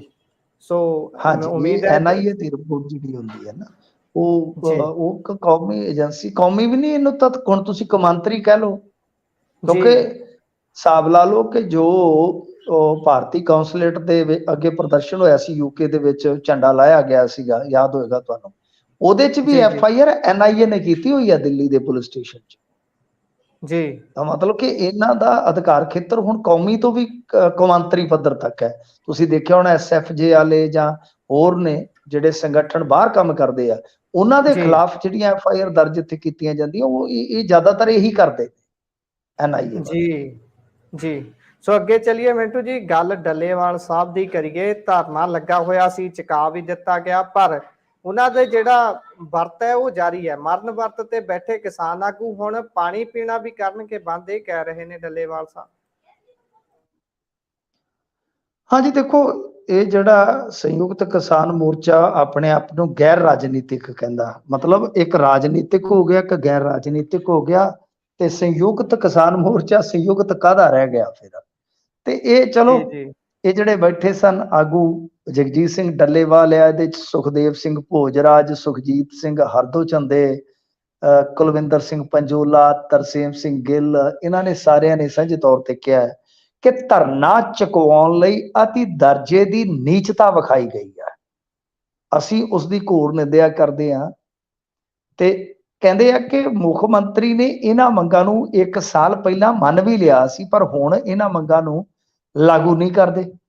ਜੀ ਤੇ ਉਹਨਾਂ ਨੇ ਨਾਲ ਕਿਹਾ ਕਿ ਮਨੁੱਖੀ ਅਧਿਕਾਰਾਂ ਦੀ ਉਲੰਘਣਾ ਹੋਈ ਹੈ, ਤੇ ਪੁਲਿਸ ਕਰਮੀਆਂ ਨੇ ਭਗਵੰਤ ਮਾਨ ਦੇ ਇਸ਼ਾਰੇ ਤੇ ਅਮਰਧਾਰੀ ਸਿੰਘ ਅਤੇ ਔਰਤਾਂ ਦੀ ਮਰਿਆਦਾ ਦੀ ਪਰਵਾਹ ਕੀਤੇ ਬਗੈਰ ਪੁਲਿਸੀਆ ਜ਼ਬਰ ਕੀਤਾ ਹੈ।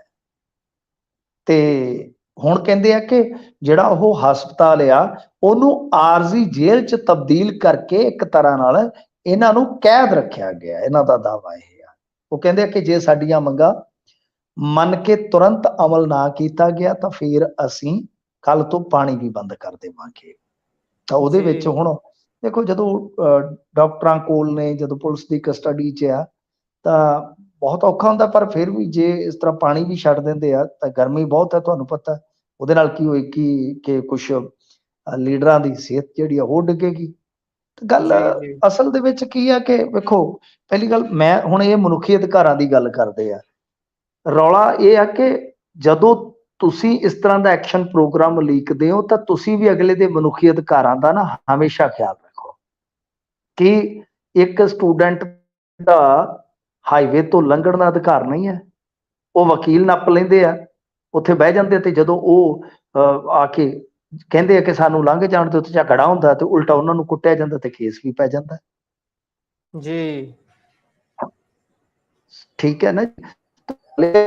ਕੁਛ ਵੇਖਿਆ, ਇਹ ਵੀ ਜਿੱਥੇ ਮਰਜ਼ੀ ਹੁੰਦਾ ਹਾਈਵੇ ਤੇ ਤੰਬੂ ਕੱਢ ਦਿੰਦੇ ਨੇ।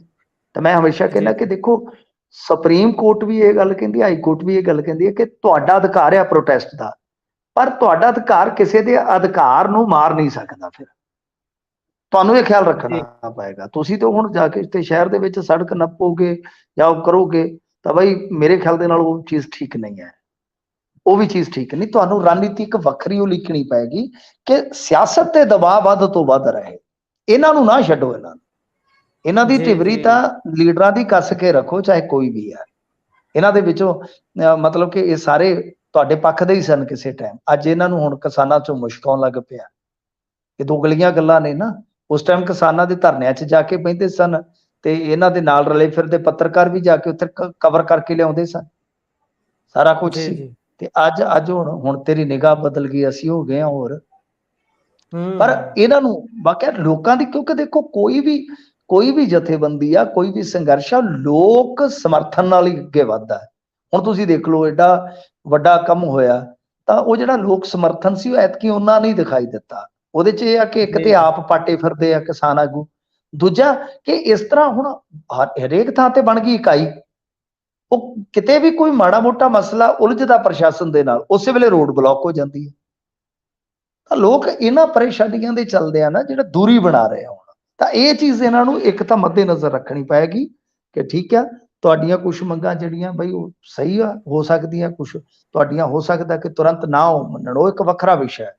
ਪਰ ਜੀ ਮੇਰਾ ਇਹ ਵੀ ਮੰਨਣਾ ਹੈ ਕਿ ਠੀਕ ਹੈ ਸੰਘਰਸ਼ ਤਾਂ ਕਿਸਾਨਾਂ ਨੂੰ ਕਰਨਾ ਹੀ ਪਵੇਗਾ, ਅਦਰਵਾਈਜ਼ ਸਰਕਾਰ ਉਹਨਾਂ ਨੂੰ ਭੁਲਾ ਦੇਵੇਗੀ, ਬਿਲਕੁਲ ਹੀ ਰੋਲ ਦੇਵੇਗੀ। ਪਰ ਇੱਕ ਤੇ ਹੈ ਕਿ ਲੋਕਾਂ ਦਾ ਸਮਰਥਨ ਰੱਖੋ, ਤੇ ਦੂਸਰਾ ਇਹਨਾਂ ਦਾ ਵੀ ਫਰਜ਼ ਬਣਦਾ ਹੈ ਕਿ ਮਾੜੀ ਮੋਟੀ ਜੇ ਤੁਹਾਡੇ ਵਿੱਚ ਕੋਈ ਕਣੀ ਬਚੀ ਆ ਤੇ ਇਹਨਾਂ ਨੂੰ ਜੀ ਟੇਬਲ ਤੇ ਲੈ ਆਓ।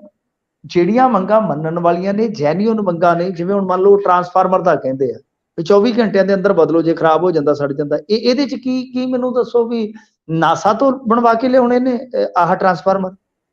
ਜੀ ਜੀ ਉਹ ਤੇ ਇੱਕ ਹੈਲਪਲਾਈਨ ਜਾਰੀ ਕਰ ਦਿਓ ਜਾਂ WhatsApp ਨੰਬਰ ਜਾਰੀ ਕਰ ਦਿਓ ਵੀ ਜਿਹਦਾ ਸੜੇ ਇੱਥੇ ਸ਼ਿਕਾਇਤ ਪਾ ਦਿਓ, ਤੇ ਉਹਨੂੰ ਮੁੜ ਕੇ ਉਹਦੀ ਸਾਰੀ ਫਾਰਮੈਲਿਟੀ ਕਰਕੇ ਨਾਲ ਦੀ ਨਾਲ ਤੇ ਤੁਸੀਂ ਉਹਨੂੰ ਕਹੋ ਕਿ ਹਾਂ ਬਈ ਤੂੰ ਚੱਕ ਕੇ ਲੈ ਜਾ 24 ਘੰਟਿਆਂ ਦੇ ਅੰਦਰ। ਇਹ ਕੀ ਹੈ? ਜਿਹੜੀ ਮੰਗ ਨਹੀਂ ਮੰਨੀ ਜਾ ਸਕਦੀ ਉਹਦੇ ਲਈ ਤੁਸੀਂ ਟਾਈਮ ਲੈ ਸਕਦੇ ਹੋ। ਪਰ ਇਹ ਆ ਕਿ ਜਿਹੜਾ ਹੁਣ ਇਸ ਤਰ੍ਹਾਂ ਦਾ ਫਿਰ ਕੌਨਫਲਿਕਟ ਹੋ ਜਾਂਦਾ ਹੈ, ਫਿਰ ਆਮੋ ਸਾਹਮਣਾ ਹੋ ਜਾਂਦਾ, ਤਾਂ ਉਹਦੇ ਚ ਲੋਕਾਂ ਦੀ ਵੀ ਖੱਜਲ ਖੁਆਰੀ ਹੁੰਦੀ ਆ, ਤੇ ਫਿਰ ਜੇ ਕੋਈ ਵੱਡਾ ਮੋਰਚਾ ਲੱਗ ਜਾਏਗਾ ਤਾਂ ਪੰਜਾਬ ਦਾ ਆਰਥਿਕ ਨੁਕਸਾਨ ਵੀ ਹੋਏਗਾ, ਤਾਂ ਸਾਫ਼ ਹੈ। ਜੀ ਜੀ ਜੀ ਇਹ ਤਾਂ ਹੈ। ਇਹ ਇੱਕ ਪਾਸਾ ਹੋਣਾ ਚਾਹੀਦਾ ਤੇ ਹੋਣਾ ਵੀ ਸਹਿਮਤੀ ਦੇ ਨਾਲ ਹੀ ਚਾਹੀਦਾ। ਇਸ ਤਰੀਕੇ ਦੇ ਨਾਲ ਧੱਕਾ ਮੁੱਕੀ ਨਾਲ ਨੁਕਸਾਨ ਹੁੰਦਾ ਇੱਕ ਦੂਸਰੇ ਦਾ ਹੀ, ਤੇ ਸਾਰੇ ਭਾਈਚਾਰੇ ਨੂੰ ਸੱਟ ਵੀ ਵੱਜਦੀ ਹੈ। ਜਿਸ ਤਰ੍ਹਾਂ ਹੁਣ ਅਗਲਿਆਂ ਦਾ ਕਹਿਣਾ ਹੈ ਕਿ ਤੁਸੀਂ ਜਿਹੜੇ ਅੰਮ੍ਰਿਤਧਾਰੀ ਸਿੰਘ ਸਨ ਉਹਨਾਂ ਤੇ ਵੀ ਹਮਲਾ ਕੀਤਾ, ਦਸਤਾਰਾਂ ਨੂੰ ਹੱਥ ਪਾਇਆ। ਸੋ ਅੱਗੇ ਉਹ ਚੱਲੀਏ। ਗਲਤ ਹੈ, ਉਹ ਗਲਤ ਹੈ ਸਰ, ਉਹ ਚੀਜ਼ਾਂ ਨਹੀਂ ਹੋਣੀਆਂ ਚਾਹੀਦੀਆਂ, ਆਪਾਂ ਐਗਰੀ ਜੀ ਹੈ। ਜੀ ਜੀ ਪਰ ਜੀ ਜੀ ਮਸਲਾ ਹੈ ਜੀ ਕਿ ਇਹਨੂੰ ਤੁਸੀਂ ਇੱਕ ਨੁਕਤੇ ਨਿਗਾਹ ਨਾਲ ਨਾ ਦੇਖੋ। ਇਹ ਜੀ ਚੀਜ਼ਾਂ ਦੇ ਵੱਖ-ਵੱਖ ਪਹਿਲੂ ਹੁੰਦੇ, ਪੱਖ ਹੁੰਦੇ। ਡੱਲੇਵਾਲ ਸਾਹਿਬ ਹੋਰਾਂ ਨੂੰ ਵੀ ਪਤਾ ਹੈ। ਜੀ ਜੀ ਜੀ ਜੀ ਅਸੀਂ ਇਹਨਾਂ ਨੂੰ ਬਹੁਤ ਕਵਰ ਕੀਤਾ ਹੈ, ਅਸੀਂ ਇਹਨਾਂ ਦੇ ਵਿੱਚ ਰਹੇ ਹਾਂ ਕਿਸਾਨ ਆਗੂਆਂ 'ਚ। ਇਹਨਾਂ ਨੂੰ ਵੀ ਪਤਾ ਹੁੰਦਾ ਸਾਡੀਆਂ ਸਾਰੀਆਂ ਮੰਗਾਂ 100% ਨਹੀਂ ਮੰਨੀਆਂ ਜਾਣੀਆਂ। ਜੀ ਪਰ ਜੀ ਸਰਕਾਰ ਦਾ ਫਰਜ਼ ਬਣਦਾ ਹੈ ਕਿ ਜਦੋਂ ਵੀ ਕਿਤੇ ਉਹ ਅਲਟੀਮੇਟਮ ਦਿੰਦੇ ਨੇ ਤਾਂ ਘੱਟੋ ਘੱਟ ਆਪਦਾ ਕੋਈ ਵਫਦ ਭੇਜ ਕੇ ਜੋ ਜੈਨੂਅਨ ਮੰਗਾਂ ਨੇ, ਖੜੇ ਪੈਰ ਜੋ ਮੰਨੀਆਂ ਜਾਣ ਵਾਲੀਆਂ ਨੇ, ਉਹ ਤੁਸੀਂ ਜ਼ਰੂਰ ਪੂਰੀਆਂ ਕਰੋ। ਤੇ ਮੁੱਖ ਮੰਤਰੀ ਨੇ ਜੇ ਉਹਨਾਂ ਦੀਆਂ ਮੰਗਾਂ ਮੰਨੀਆਂ ਨੇ ਤੇ ਫਿਰ ਮੁੱਕਰਨ ਵਾਲੀ ਜੀ ਕਿਹੜੀ ਗੱਲ ਹੈ? ਪੱਗਾਂ ਲਾਉਣ ਦੀ ਜੀ ਤੇ ਜੀ ਨੌਬਤ ਹੀ ਨਹੀਂ ਹੋਣੀ ਚਾਹੀਦੀ, ਸੜਕਾਂ ਤੇ ਆਉਣ ਦੀ ਤਾਂ ਨੌਬਤ ਹੀ ਨਹੀਂ ਹੋਣੀ ਚਾਹੀਦੀ। ਕਿਸਾਨ ਆਪਦੇ ਜੀ ਖੇਤਾਂ 'ਚ ਹੀ ਕੰਮ ਕਰਦਾ ਜ਼ਰੂਰ ਚੰਗਾ ਲੱਗਦਾ ਹੈ, ਸੜਕਾਂ ਤੇ ਜੀ ਇਹ ਸੜਦਾ ਤਾਂ ਹੈ। ਨਹੀਂ ਚੰਗਾ ਲੱਗਦਾ। ਜੀ ਜੀ ਸੋ ਅੱਗੇ ਚਲੀਏ, ਗੱਲ ਜਾਲੀ ਜਾਤੀ ਸਰਟੀਫਿਕੇਟ ਦੀ ਕਰੀਏ ਜੀ। ਇਹਦੇ ਤੇ 15 ਦਿਨਾਂ ਚ ਕਾਰਵਾਈ ਹੋਵੇਗੀ ਜੀ। ਦੇਖੋ ਇਹਨਾਂ ਦਾ ਇੱਕ ਵਫਦ ਮਿਲਿਆ ਸੀ ਐਸੀ ਭਾਈਚਾਰੇ ਦਾ, ਤਾਂ ਚੀਮਾ ਸਾਹਿਬ ਦੇ ਨਾਲ ਬੈਠਕ ਹੋਈ ਸੀਗੀ, ਉਸ ਤੋਂ ਬਾਅਦ ਹੀ ਫਿਰ ਉਹ ਬੰਦ ਦੀ ਕਾਲ ਵਾਲਾ ਹੋਇਆ ਸੀਗਾ ਨਾ ਸਾਰਾ ਕੁਝ। ਤਾਂ ਹੁਣ ਇਹਨਾਂ ਨੇ 15 ਦਿਨ ਦਾ ਦਿੱਤਾ ਸਮਾਂ, ਮਤਲਬ ਕਿ ਸਾਰੇ ਪ੍ਰਸ਼ਾਸਕੀ ਹੁਕਮ ਜਿਹੜੇ ਹੋ ਚੁੱਕੇ ਆ ਕਿ 15 ਦਿਨਾਂ ਦੇ ਵਿੱਚ ਕਾਰਵਾਈ ਕਰੋ। ਤਾਂ ਇਹ ਹੁਣ ਦੇਖਣਾ ਹੋਏਗਾ ਕਿ ਕਿੰਨੀਆਂ ਕੁੱਲ ਸ਼ਿਕਾਇਤਾਂ ਨਿਕਲਦੀਆਂ। ਪਰ ਹਰਪਾਲ ਸਿੰਘ ਚੀਮਾ ਜੀ ਨੇ ਦੱਸਿਆ ਸੀਗਾ ਕਿ 93 ਸ਼ਿਕਾਇਤਾਂ ਮਿਲੀਆਂ ਨੇ, ਜਦ ਕਿ ਜੇ ਤੁਸੀਂ ਉਹਨੂੰ ਰਿਜ਼ਰਵੇਸ਼ਨ ਚੋਰ ਫੜੋ ਮੋਰਚਾ ਜਿਹੜਾ, ਜੇ ਉਹਨਾਂ ਦੀ ਤੁਸੀਂ ਵੇਖੋਗੇ ਜੋ ਉਹਨਾਂ ਦੀ ਦਲੀਲ ਹੈ, ਤਾਂ ਉਹ ਕਹਿੰਦੇ ਆ ਕਿ ਅਜਿਹੇ ਹਜ਼ਾਰਾਂ ਨੇ, ਕੋਈ 4000 ਕਹਿੰਦਾ, ਕੋਈ 5000, ਕਿ ਅਸੀਂ ਹਜ਼ਾਰਾਂ ਮਾਮਲੇ ਨੇ ਅਜਿਹੇ ਜਿਨ੍ਹਾਂ ਦੇ ਵਿੱਚ ਫਰਜ਼ੀ ਸਰਟੀਫਿਕੇਟ ਬਣਾਏ ਗਏ। ਅੱਜ ਮੈਂ ਇੱਕ ਪੋਸਟ ਵਾਇਰਲ ਹੋਈ, ਹਾਲਾਂਕਿ ਉਹ ਕਥਿਤ ਪੋਸਟ ਆ, ਦਾਵਾ ਉਹਦਾ ਕਥਿਤ ਹੀ ਕਹਿ ਸਕਦੇ ਹਾਂ, ਕਿ ਉਹਦੇ 'ਚ ਕਿਹਾ ਜਾ ਰਿਹਾ ਕਿ ਇੱਕ ਮਤਲਬ ਕਿ ਬਹੁਤ ਵੱਡਾ ਅਫਸਰ ਜਿਹੜਾ ਸ਼ਾਇਦ ਕਿਸੇ ਥਾਂ ਦਾ DC ਵੀ ਰਿਹਾ ਹੈ, ਕਿ ਉਹਨੇ ਵੀ ਜਾਲੀ ਸਰਟੀਫਿਕੇਟ ਬਣਾਇਆ। ਤੋਂ ਪਹਿਲਾਂ ਇੱਕ ਸੈਸ਼ਨ ਜੱਜ ਵੀ ਫਸਿਆ ਹੋਇਆ, ਮੈਂ ਤੁਹਾਡੀ ਜਾਣਕਾਰੀ ਲਈ ਦੱਸ ਦੇਵਾਂ। ਤਾਂ ਉਧਰੋਂ ਸਿੰਗਰ ਦਾ ਡੈਡੀ, ਬੜੇ ਮਾਮਲੇ ਭਾਰੀ ਆ। ਤਾਂ ਮਤਲਬ ਕਿ ਗਿਣਤੀ ਤਾਂ ਐਗਜ਼ੈਕਟ ਆਪਾਂ ਨੂੰ ਬਾਅਦ 'ਚ ਹੀ ਪਤਾ ਲੱਗੇਗੀ, ਪਰ ਕੁੱਲ ਮਿਲਾ ਕੇ ਹੁਣ ਜਿੰਨੀਆਂ ਸ਼ਿਕਾਇਤਾਂ ਨੇ ਜਾਂ ਜਿੰਨੀ ਜਾਂਚ ਪੜਤਾਲ ਕਰਨ ਵਾਲੀ ਆ, ਇਹ ਹੁਣ 15 ਕੁ ਦਿਨ ਦਾ ਜਿਹੜਾ ਸਮਾਂ ਹੈ, ਤਾਂ ਉਹਦੇ ਵਿੱਚ ਇਹਨਾਂ ਨੇ ਕਿਹਾ ਕਿ ਨਿਬੇੜਾ ਕਰੋ। ਤੇ ਵਧੀਆ ਗੱਲ ਹੈ, ਨਿਬੇੜਾ ਹੋ ਜਾਣਾ ਚਾਹੀਦਾ। ਜਿਨ੍ਹਾਂ ਨੇ ਇਸ ਤਰ੍ਹਾਂ ਚੋਰੀ ਕੀਤੀ ਹੈ ਰਿਜ਼ਰਵੇਸ਼ਨ ਦੇ ਵਿੱਚ, ਜਿਨ੍ਹਾਂ ਨੇ ਇਸ ਤਰ੍ਹਾਂ ਕਿਸੇ ਦਾ ਹੱਕ ਮਾਰਿਆ, ਬਿਲਕੁਲ ਉਹਨਾਂ ਨੂੰ ਫੜਨਾ ਚਾਹੀਦਾ, ਐਕਸਪੋਜ਼ ਕਰਨਾ ਚਾਹੀਦਾ, ਉਹਨਾਂ ਤੇ ਕਾਨੂੰਨੀ ਕਾਰਵਾਈ ਹੋਣੀ ਚਾਹੀਦੀ ਹੈ। ਤਾਂ 15 ਦਿਨ 'ਚ ਦੇਖੋ ਬਾਈ ਕਿਤੇ ਕਿਤੇ ਤੇ ਕਾਰਵਾਈ ਹੁੰਦੀ ਹੈ। ਜੀ ਜੀ ਜੀ ਸੋ ਵੇਖਦੇ ਹਾਂ, ਅੱਗੇ ਚਲੀਏ। ਘੱਟ ਗਿਣਤੀ ਭਾਈਚਾਰੇ ਨੂੰ ਇਲਾਕਾ ਛੱਡਣ ਦੀ ਧਮਕੀ। ਹਾਂਜੀ ਦੇਖੋ, ਇਹ ਬੜਾ, ਮੈਂ ਕਹੂੰਗਾ ਕਿ ਇਸ ਵੇਲੇ ਅਲੱਗ ਜਿਹਾ ਵਤੀਰਾ ਹੈ ਕਿ ਉਧਰੋਂ ਹੁਣ ਇਲੈਕਸ਼ਨ ਦੀ ਤਿਆਰੀ ਆ, ਉਧਰੋਂ ਇਸ ਤਰ੍ਹਾਂ ਦੇ ਫਿਰਕੂ ਪ੍ਰਚਾਰ। ਤਾਂ ਇਹ ਮਾਮਲਾ ਕੀ ਹੈ ਕਿ ਇੱਕ ਖਤ ਲਿਖਿਆ ਗਿਆ ਹੈ, ਜਿਹਨੂੰ ਆਪਾਂ ਕਹਿ ਦਿੰਦੇ ਆ ਕਿ ਜਿਹੜੇ ਪੁਰਾਣੇ ਹੁੰਦੇ ਨੇ ਨਾ ਅਫਸਰ ਵਗੈਰਾ, ਉਹ ਵਧੀਆ ਕੰਮ ਕਰਦੇ ਨੇ, ਉਹ ਸੰਗਠਨ ਬਣਾ ਲੈਂਦੇ ਨੇ। ਤਾਂ ਉਹਨਾਂ ਨੇ ਇੱਕ ਖਤ ਲਿਖਿਆ ਹੈ, ਇਹ ਡੀਜੀਪੀ ਨੂੰ ਲਿਖਿਆ ਖਤ। ਸਟੇਟ ਤਾਂ ਹੁਣ ਸਾਫ਼ ਨਹੀਂ ਹੋ ਰਹੀ ਕਿ ਕਿਹੜੀ ਸਟੇਟ ਦੇ ਵਿੱਚ ਅਜਿਹਾ ਵਾਪਰਿਆ। ਪਰੂਲਾ ਕੋਈ ਉੱਥੇ ਇਹ ਮਹਾ ਪੰਚਾਇਤ ਹੋਣੀ ਹੈ, ਉਹ ਤੁਸੀਂ ਮਾੜਾ ਜਿਹਾ ਗੂਗਲ ਕਰ ਲਿਓ ਕਿਹੜੀ ਸਟੇਟ ਦਾ ਹੈ ਪਰੂਲਾ। ਤਾਂ ਉੱਥੇ ਉਹ ਜਿਹੜੀ ਮਹਾ ਰੈਲੀ ਹੋਣੀ ਆ, ਉਹਦੇ 'ਚ ਇਹ ਹੋਇਆ ਕਿ ਫਿਰਕੂ ਪ੍ਰਚਾਰ ਕੀਤਾ ਗਿਆ ਕਿ ਘੱਟ ਗਿਣਤੀ ਫਿਰਕੀ ਇਹ ਜਿਹੜੇ ਉੱਥੇ ਕੋਈ 40-50 ਪਰਿਵਾਰ ਆ, ਉਹਨਾਂ ਨੂੰ ਘਰ ਛੱਡਣਾ ਪਿਆ। ਤਾਂ ਕਿਉਂਕਿ ਧਮਕੀਆਂ ਦੇਣ ਤੇ ਉਤਰ ਗਏ ਆ ਕਿ ਬਈ ਸ਼ਾਇਦ ਇੱਧਰ ਦੀ ਜੌਨਪੁਰ ਵੱਲ ਦੀ ਉਹ ਗੱਲ ਆ ਕਿ ਉਹ ਉਸ ਇਲਾਕੇ ਨੂੰ ਛੱਡ ਦੇਣ। ਤਾਂ ਜਦੋਂ ਇਸ ਤਰ੍ਹਾਂ ਦਾ ਫਿਰਕੂ ਮਾਹੌਲ, ਤਣਾਅਗ੍ਰਸਤ ਮਾਹੌਲ ਬਣਿਆ, ਤਾਂ 40-42 ਪਰਿਵਾਰ ਜਿਹੜੇ ਆ ਉਹ ਇਲਾਕਾ ਛੱਡ ਗਏ। ਅਲਟੀਮੇਟਮ ਇਹ ਆ ਕਿ ਜੇ ਤੁਸੀਂ ਨਹੀਂ ਮੰਨਦੇ ਤਾਂ ਵਿਸ਼ਵ ਹਿੰਦੂ ਪਰਿਸ਼ਦ ਉਹਦੇ ਤੇ ਸਖਤ ਕਾਰਵਾਈ ਕਰੇਗਾ। ਮਤਲਬ ਕਿ ਸਿੱਧੇ ਤੌਰ ਤੇ ਹੁਣ ਵਿਸ਼ਵ ਹਿੰਦੂ ਪਰਿਸ਼ਦ ਵਾਲੇ ਕਹਿ ਰਹੇ ਆ ਕਿ ਬਈ ਇਲਾਕਾ ਛੱਡ ਜਾਓ, ਇਹ ਤਾਂ ਕਮਾਲ ਦੀ ਗੱਲ ਆ। ਸੋ ਇੱਕ ਚਿੱਠੀ ਲਿਖੀ ਆ, ਜਿਹੜੇ ਪੁਰਾਣੇ ਅਫਸਰ ਹੁੰਦੇ ਆ, ਰਿਟਾਇਰ ਹੋ ਚੁੱਕੇ ਹੁੰਦੇ ਆ ਜਾਂ ਇੰਟੈਲੈਕਚੁਅਲ ਹੁੰਦੇ ਆ, ਉਹਨਾਂ ਦੇ ਇੱਕ ਸਮੂਹ ਨੇ ਚਿੱਠੀ ਲਿਖੀ ਆ ਬਕਾਇਦਾ ਡੀਜੀਪੀ ਨੂੰ ਕਿ ਬਿਲਕੁਲ ਗਲਤ ਹੈ। ਸੰਵਿਧਾਨਕ ਵਿਹਾਰ ਗਰੁੱਪ, ਉਹਦਾ ਨਾਮ 52 ਸਾਬਕਾ ਅਧਿਕਾਰੀ ਨੇ, ਉਹਨਾਂ ਨੇ ਉੱਤਰਾਖੰਡ ਦੇ ਚੀਫ ਸੈਕਟਰੀ ਨੂੰ, ਲਓ ਸਟੇਟ ਦਾ ਨਾਮ ਵੀ ਲੱਭ ਗਿਆ, ਉੱਤਰਾਖੰਡ ਦੇ ਵਿੱਚ ਇਹ ਮਾਮਲਾ ਹੋਇਆ। ਸੋ ਇਹ ਕੋਈ ਲਵ ਜਹਾਦ ਤੇ ਇਹੋ ਜਿਹੇ ਮਾਮਲੇ ਜਿਹੜੇ ਆ ਉਹਨਾਂ ਨਾਲ ਜੁੜਿਆ ਮਸਲਾ ਸੀ, ਜਿਹੜਾ ਵੱਧਦਾ ਫਿਰ ਇੱਥੋਂ ਤੱਕ ਦੱਸਦੇ ਆ ਕਿ ਇਹ ਗਿਆ। ਤਾਂ ਖੈਰ ਜੋ ਵੀ ਹੈ, ਚਲੋ ਕਿਤੇ ਕੋਈ ਇੱਕ ਥਾਂ ਤੇ ਕੋਈ ਅਜਿਹੀ ਕੋਈ ਗੱਲਬਾਤ ਹੁੰਦੀ ਆ ਤਾਂ ਉਹਦੇ ਖਿਲਾਫ ਇਸ ਤਰ੍ਹਾਂ ਦੀ ਰੈਲੀ ਰੱਖ ਲੈਣੀ। ਜਿਵੇਂ ਹੁਣ ਟੀਪੂ ਸੁਲਤਾਨ ਦਾ ਰੌਲਾ ਪਾ ਲਿਆ, ਕਦੇ ਕਿਸੇ ਦਾ ਰੌਲਾ ਪਾ ਲੈਂਦੇ ਆ। ਪਰ ਇਹ ਸਾਰੀ ਪੋਲਰਾਈਜੇਸ਼ਨ ਜਿਹੜੀ ਆ ਉਹ ਸ਼ੁਰੂ ਇਸੇ ਕਰਕੇ ਕੀਤੀ ਹੈ ਕਿਉਂਕਿ ਗਾਂ ਇਲੈਕਸ਼ਨ ਆ। ਪਰ ਇਹ ਬਹੁਤ ਸਖਤੀ ਨਾਲ ਮਾਮਲਾ ਨਜਿੱਠਣ ਵਾਲਾ ਕਿ ਤੁਸੀਂ ਕਿਸੇ ਨੂੰ ਆਪਣਾ ਘਰ ਛੱਡਣ ਵਾਸਤੇ ਕਿਵੇਂ ਕਹਿ ਸਕਦੇ ਹੋ, ਤੁਹਾਡੀ ਜ਼ਰੂਰਤ ਹੀ ਕਿਵੇਂ ਪੈਂਦੀ ਛੱਡਣਾ ਛਡਾਉਣਾ, ਤਾਂ ਬਾਅਦ ਤੁਹਾਡੀ ਜ਼ਰੂਰਤ ਹੀ ਕਿੱਦਾਂ ਪੈ ਸਕਦੀ, ਕਿਉਂਕਿ ਹਰੇਕ ਬੰਦਾ ਇੱਥੇ ਬਰਾਬਰ ਦੇ ਅਧਿਕਾਰ ਰੱਖਦਾ ਹੈ। ਘੱਟ ਗਿਣਤੀਆਂ ਵਾਲੇ ਇਹ ਕੋਈ ਤੁਹਾਡੇ ਗੁਲਾਮ ਥੋੜੀ ਹੈ। ਸਾਨੂੰ ਸੰਵਿਧਾਨ ਨੇ ਸਾਰਿਆਂ ਨੂੰ ਰਾਈਟ ਦਿੱਤੇ ਨੇ ਬਰੋਬਰ। ਇੱਥੋਂ ਦਾ ਮੁਸਲਮਾਨ ਸੰਵਿਧਾਨ ਦੀ ਸ਼ਾਦੀ ਭਰੀ ਤੋਂ ਬਾਅਦ ਇੱਥੇ ਰਹਿੰਦਾ ਹੈ। ਧਰਮ ਨਿਰਪੱਖ ਦੇਸ਼ ਦੀਆਂ ਜੋ ਵੈਲਿਊਜ਼ ਨੇ ਉਹਦੇ ਕਰਕੇ ਇੱਥੇ ਰਹਿੰਦਾ ਹੈ। ਸੋ ਇਸ ਕਰਕੇ ਜੇ ਅਜਿਹਾ ਹੋਣ ਦੇਣਗੇ, ਜ਼ਿਆਦਾ ਕਰਨਗੇ, ਵੋਟਾਂ ਤਾਂ ਬੇਸ਼ੱਕ ਮਿਲ ਜਾਣਗੀਆਂ, ਪਰ ਫਿਰ ਭਵਿੱਖ ਕੋਈ ਬਹੁਤਾ ਭਾਈਚਾਰਕ ਸਾਂਝ ਤਾਂ ਚੰਗਾ ਨਹੀਂ ਰਹੇਗਾ। ਜੀ ਇਹ ਤਾਂ ਹੈ। ਸੋ ਅੱਗੇ ਵਧੀਏ, ਗੱਲ ਰੈਸਲਿੰਗ ਫੈਡਰੇਸ਼ਨ ਆਫ ਇੰਡੀਆ ਦੀ ਕਰੀਏ। ਸੋ ਬ੍ਰਿਜ ਭੂਸ਼ਣ ਦੀਆਂ ਵਧੀਆਂ ਮੁਸ਼ਕਲਾਂ ਜੀ, ਹੁਣ ਆਖਰਕਾਰ ਮੁਸ਼ਕਲਾਂ ਵਧ ਹੀ ਗਈਆਂ ਨੇ। ਕੀ ਵਾਧਾ ਹੋਇਆ ਮੁਸ਼ਕਲਾਂ 'ਚ? ਇਹ ਦੇਖੋ, ਕੁਝ ਸਬੂਤ ਕਹਿੰਦੇ ਆ ਕਿ ਦਿੱਤੇ ਗਏ ਨੇ, ਸੌਂਪੇ ਗਏ ਨੇ ਪੁਲਿਸ ਨੂੰ, ਤੇ 15 ਤਰੀਕ ਯਾਨੀ ਭਲਕੇ ਹੋ ਸਕਦਾ ਕਿ ਚਾਰਜਸ਼ੀਟ ਜਿਹੜੀ ਆ ਉਹ ਫਾਈਲ ਕਰ ਦਿੱਤੀ ਜਾਵੇ, ਕਿਉਂਕਿ ਮਾਮਲਾ ਸੁਪਰੀਮ ਕੋਰਟ 'ਚ ਗਿਆ ਸੀਗਾ। ਸੁਪਰੀਮ ਕੋਰਟ 'ਚ ਜਦੋਂ ਮਾਮਲਾ ਹੋਵੇ ਤਾਂ ਫਿਰ ਪੁਲਿਸ ਨੂੰ ਤੈਅ ਸਮੇਂ 'ਚ ਜਾਂਚ ਪੜਤਾਲ, ਸਟੇਟਸ ਰਿਪੋਰਟ ਜਾਂ ਚਾਰਜਸ਼ੀਟ, ਇਹ ਸਾਰੀਆਂ ਚੀਜ਼ਾਂ ਜਿਹੜੀਆਂ ਨੇ ਉਹ ਕਰਨੀਆਂ ਪੈਂਦੀਆਂ।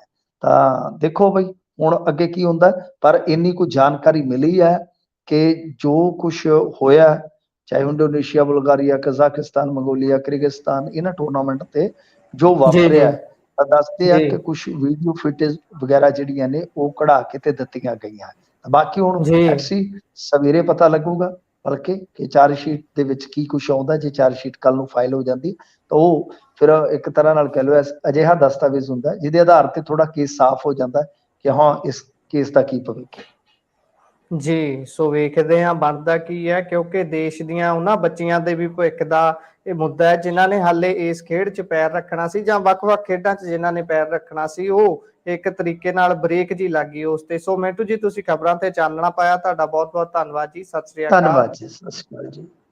ਸੋ ਇਹ ਸਨ ਸਾਡੇ ਨਾਲ ਮਿੰਟੂ ਗੁਰਸਰੀਆ ਜੀ। ਪ੍ਰੋਗਰਾਮ ਤੁਸੀਂ ਸੁਣਿਆ ਹੈ ਖਬਰ ਤੇ ਨਜ਼ਰ। ਪ੍ਰੋਗਰਾਮ ਤੁਹਾਨੂੰ ਕਿਹੋ ਜਿਹਾ ਲੱਗਿਆ, ਤੁਸੀਂ ਆਪਣੇ ਵਿਚਾਰ, ਰਾਏ, ਟਿੱਪਣੀਆਂ ਫੇਸਬੁੱਕ ਅਤੇ YouTube ਦੇ ਕਮੈਂਟ ਬਾਕਸ ਦੇ ਵਿੱਚ ਜਾ ਕੇ ਦਰਜ ਕਰ ਸਕਦੇ ਹੋ। ਨਾਲ ਦੀ ਨਾਲ ਜੇਕਰ ਪ੍ਰੋਗਰਾਮ ਤੁਹਾਨੂੰ ਚੰਗਾ ਲੱਗਦਾ ਹੈ, ਆਪਣੇ ਸਾਥੀਆਂ ਦੇ ਨਾਲ ਇਸ ਨੂੰ ਸਾਂਝਾ ਕਰਨਾ ਬਿਲਕੁਲ ਨਹੀਂ ਭੁੱਲਣਾ। ਫੇਸਬੁੱਕ, YouTube ਦੇ ਉੱਪਰ ਜੇਕਰ ਹਾਲੇ ਤੱਕ ਤੁਸੀਂ ਸਾਡੇ ਨਾਲ ਨਹੀਂ ਜੁੜੇ ਤਾਂ ਪੰਜਾਬੀ ਰੇਡੀਓ USA ਨੂੰ ਫੇਸਬੁੱਕ ਤੇ ਫੋਲੋ ਕਰ ਸਕਦੇ ਹੋ। YouTube ਦੇ ਉੱਪਰ ਸਬਸਕ੍ਰਾਈਬ ਕਰਕੇ ਨਾਲ ਦੀ ਨਾਲ ਬੈਲ ਆਈਕਨ ਜ਼ਰੂਰ ਦਬਾਓ ਤਾਂ ਕਿ ਸਾਡੀ ਹਰ ਇੱਕ ਅਪਡੇਟ ਸਭ ਤੋਂ ਪਹਿਲਾਂ ਤੁਹਾਡੇ ਤੱਕ ਪਹੁੰਚ ਸਕੇ। ਸੋ ਜੁੜੇ ਰਹੋ ਪੰਜਾਬੀ ਰੇਡੀਓ USA ਦੇ ਨਾਲ। ਪ੍ਰੋਗਰਾਮਾਂ ਦੀ ਲਗਾਤਾਰਤਾ ਬਰਕਰਾਰ ਹੈ। ਮਿਲਦੇ ਹਾਂ ਛੋਟੇ ਜਿਹੇ ਵਕਫੇ ਤੋਂ ਬਾਅਦ। ਧੰਨਵਾਦ।